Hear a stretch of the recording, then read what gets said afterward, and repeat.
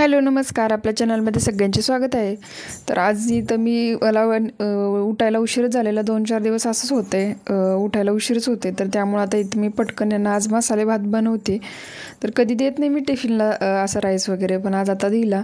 इथं मी फक्त एक कांदा आणि टोमॅटो थोडासा कट करून घातला आहे आणि थोडेसे जे ओला वाटाणा सोलून ठेवला होता आधीच, आणि थोडेसे मोड वगैरे एकत्रच होते, मटकी, मुगाचे मोड आणि वाटाण्याचे मोड.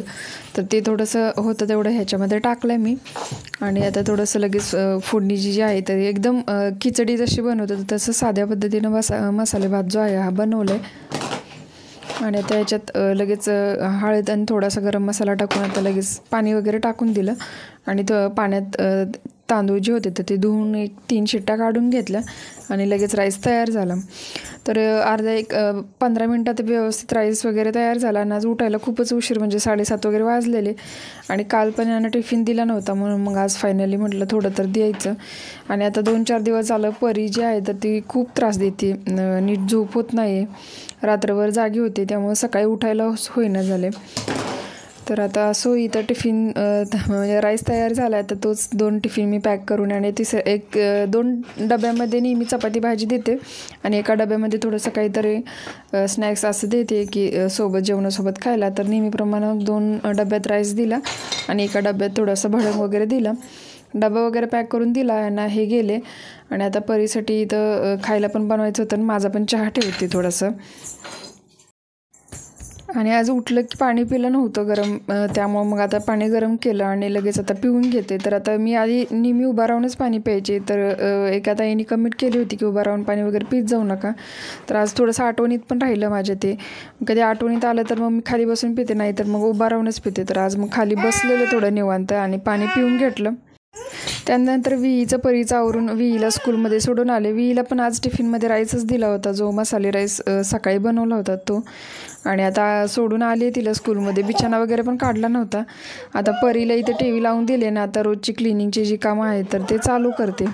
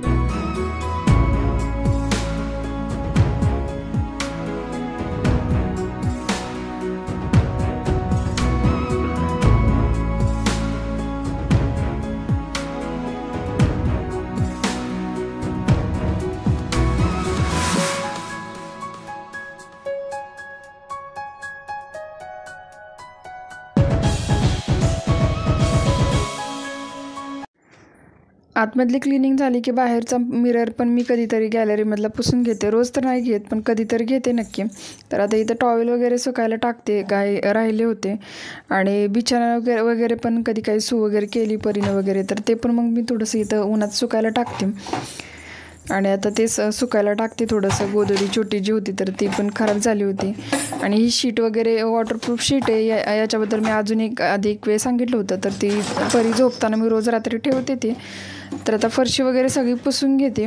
आणि गादी पण अशी थोडीशी इथली काढून कधी तर बेडवर ठेवते किंवा मग गॅलरीमध्ये ठेवून पूर्ण 1-2 दिवसातून गादीच्या खालचं पण सगळं क्लीन करून घेते.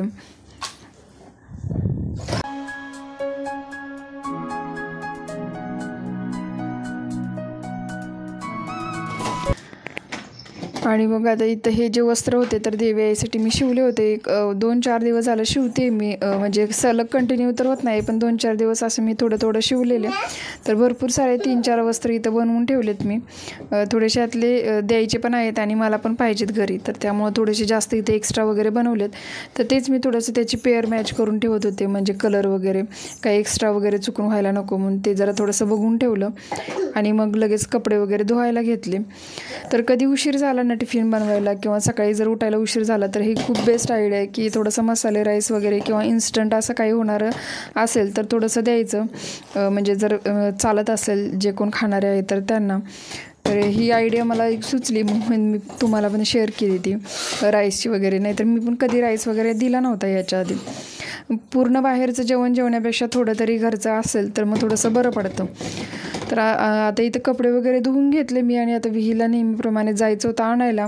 आणि आज जो होता तो ट्रायपॉड जो होता तो खराब झाला माझा, तुटला.